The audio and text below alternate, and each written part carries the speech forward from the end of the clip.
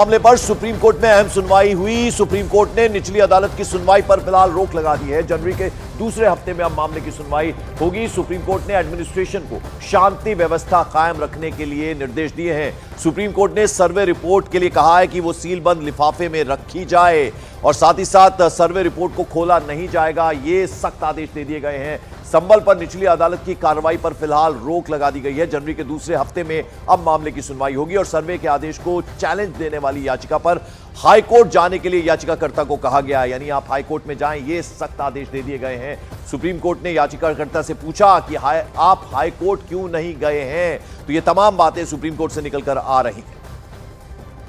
माननीय supreme court के सामने याचिका दायर की गई थी। ऑनरेबल सुप्रीम कोर्ट ने ये कहा, सबसे पहले ऑनरेबल सुप्रीम कोर्ट ने चिंता जताई कि वहाँ पे पीस और हार्मनी मेंटेन रहे और स्टेट ऑफ यूपी की तरफ से जो काउंसिल प्रेजेंट, उन्होंने कहा कि हम सारी कोशिश और हम पूरा दायित्व है पीस और हार्मनी मेंटेन करने का। इसके बाद माननीय सुप्रीम कोर्ट ने जो मस्जिद कमेटी थी जिन्होंने एसएलपी दायर की थी, उनको कहा कि आप इस ऑर्डर को हाईकोर्ट में चैलेंज कर सकते हैं और हाईकोर्ट में जाने का उनको एक लिबर्टी दी है। साथ ही साथ ऑनरेबल सुप्रीम कोर्ट ने यह भी कहा है कि 3 दिन के अंदर अगर आप हाईकोर्ट में याचिका दायर करते हैं तो मामला हाईकोर्ट के सामने लिस्ट किया जाए और हाईकोर्ट के फर्दर डायरेक्शंस तक के लिए वेट किया जाए और तब तक के लिए ट्रायल कोर्ट की प्रोसीडिंग रुकी रहेगी जब तक हाईकोर्ट अपना निर्देश नहीं दे देता है। और ये मामला अभी ट्रायल कोर्ट में 8 जनवरी को लगा हुआ है। साथ ही साथ ऑनरेबल सुप्रीम कोर्ट ने यह भी निर्देश दिया है कि जो एडवोकेट कमिश्नर महोदय हैं वो अपनी रिपोर्ट सील कवर में दाखिल करेंगे। और इस बीच संभल से समाजवादी पार्टी के सांसद हैं जियाउर रहमान बर्क, उन्होंने सुप्रीम कोर्ट में आज हुई सुनवाई को लेकर क्या कहा है, जरा आपकी उनकी बात सुनवा दें आपको।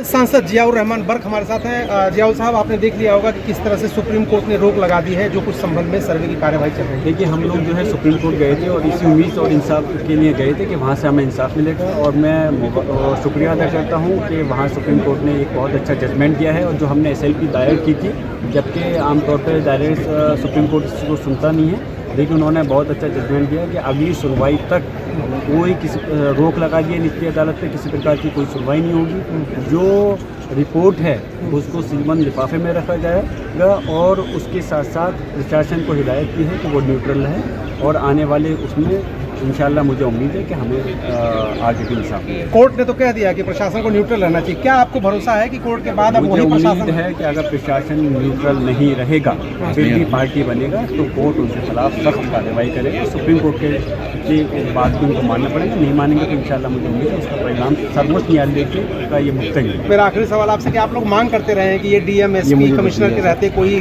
न्यूट्रल काम हो नहीं सकता, तो अभी आप कोर्ट नहीं हो सकता। जब यही लोग हमने आरोपी लगाया है और यही लोग आरोपी हैं, तो हमें तो इंसाफ मिल नहीं सकता। उनको तो तुरंत निलंबित करना नहीं चाहिए, निलंबित करना चाहिए, कार्रवाई होनी चाहिए। जियाउर रहमान बर्क साहब कह रहे हैं कि जो कमिश्नर हैं, DM SP हैं, उनको निलंबित होना चाहिए, उनके खिलाफ एक्शन होना चाहिए और सुप्रीम कोर्ट के फैसले का स्वागत करते हैं। और आइए सीधे रुक करते हैं सुप्रीम कोर्ट का। वहां से मेरे सहयोगी शंकर आनंद हमारे साथ जुड़े। शंकर, एक बड़ी राहत मुस्लिम पक्ष को जरूर नजर आ रही है सुप्रीम कोर्ट के इस फैसले पर। साफ साफ chief justice of India Sanjeev Khanna और जस्टिस संजीव कुमार की बेंच ने सख्त टिप्पणियां की हैं, जरा उनके बारे में बताइए।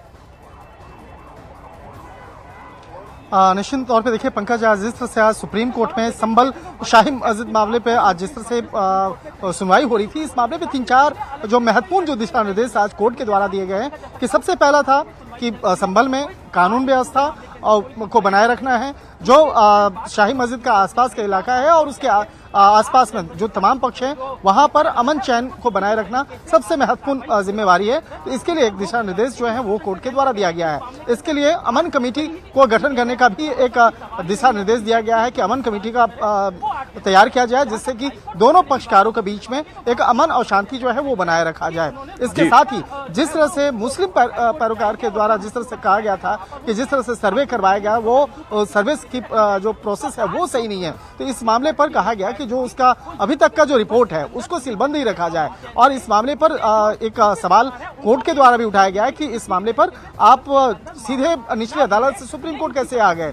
इस मामले में अगर आपको निचली अदालत के बाद आपको हाईकोर्ट जाना चाहिए था, तो उसके बाद ये भी निर्देश दिया गया है कि आप इस मामले पे चाहें तो 3 दिनों के अंदर में आप हाईकोर्ट में आप इस मामले पर याचिका दायर कर सकते हैं और हाईकोर्ट में आप जाइए, उसके बाद आप सुप्रीम कोर्ट में आइए। तो एक तरह से कहा जा सकता है कि हाईकोर्ट का रुख अख्तियार किया गया करने के लिए एक निर्देश दिया, उनको सलाह दी गई है। तो हो सकता है कि 3 दिनों के अंदर में ही मुस्लिम पैरोकार जो हैं इस मामले पर हाईकोर्ट जा सकते हैं और वहां पे याचिका दायर की जाएगी। और इसके साथ ही इस मामले पर जिस तरह से कई जो दिशा निर्देश जारी किए गए हैं, तो एक तरह से कहा जा सकता है वो दिशा निर्देश इस बात को लेकर था कि किस तरह से इस मामले पर अब तक जो चाहे मुस्लिम पैरोकार हो या हिंदू पक्षकार हो, किस तरह से तमाम बातों को रखा गया है। हालांकि अगर इतिहास के पन्नों को अगर पढ़ते हैं पंकज, तो देखते हैं कि ये संभल शाही जामा मस्जिद का मसला जो है वो 1529 ईस्वी का है, जब उस वक्त में बाबर के समय का ये मामला है, जिस वक्त में ये कहा जाता था कि वहां पर हरिहर मंदिर होता था और उस जगह पर बाद में एक मस्जिद बना दिया गया, उसे तोड़ करके ध्वस्त करके।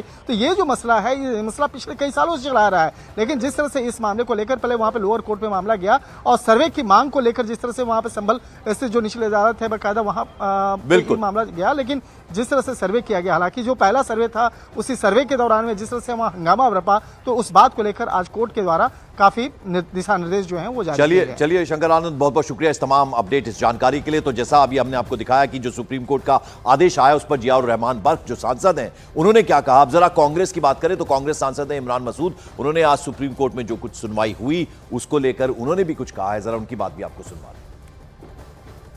इमरान मसूद या सुप्रीम कोर्ट ने कह दिया है कि ट्रायल कोर्ट की प्रोसीडिंग स्टे रहेंगी जब तक हाई कोर्ट डिसाइड नहीं कर लेता। 6 जनवरी तक मामला को एडजर्न कर दिया गया। देखिए, बिल्कुल सुप्रीम कोर्ट के फैसले का स्वागत है और ये पूरी तरीके से पूरे देश के अंदर लागू होना चाहिए, उसको पूरे व्रत तरीके से देखना चाहिए। चूंकि ये जो तैयारी हो रही है वर्शिप एक्ट को बिल्कुल दरकिनार कर करके, ये बहुत खराब स्थिति हो जाएगी। अभी मस्जिदों के नीचे हो रहा है, कल दूसरी जगहों के ऊपर, मंदिरों पे, चर्चों पे, गुरुद्वारों पर इस तरह की याचिकाएं जाएंगी और देश के अंदर माहौल अराजकता का माहौल बनेगा। आप कह रहे हैं सुप्रीम कोर्ट सिर्फ संभल में दखल ना दे, सारे मामलों पे हाँ, पूरे देश के अंदर सुप्रीम कोर्ट को देखना चाहिए जी। और जिस तरह आप समाजवादी पार्टी के एमपीज भी कह रहे हैं कि ये मामला जो ज्ञानवापी में जो वर्डिक्ट आया था कोर्ट का, तब से ये फ्लड गेट्स खुल गए हैं कि सर्वे हो सकते हैं। आपको लगता है वो सर्वे होने का जो फैसला था वो ठीक था कि गलत था? गलत था। देखिए, 1990 वर्शिप प्लेस एक्ट जो है उसके अंदर क्लियर डिफाइन है, उसके अंदर कोई गुंजाइश नहीं है। फिर ये बातें हो क्यों रही हैं? ये बातें हो क्यों रही हैं? और ये मैं एक चीज के लिए नहीं कह रहा हूं। अभी मस्जिदों के नीचे ढूंढ रहे हैं, कल मंदिरों के नीचे ढूंढेंगे, गुरुद्वारे के नीचे ढूंढेंगे, चर्च के नीचे ढूंढेंगे। ये रोज का तमाशा देश के अंदर खड़ा हो जाएगा। ये किस तरह से चलेगा?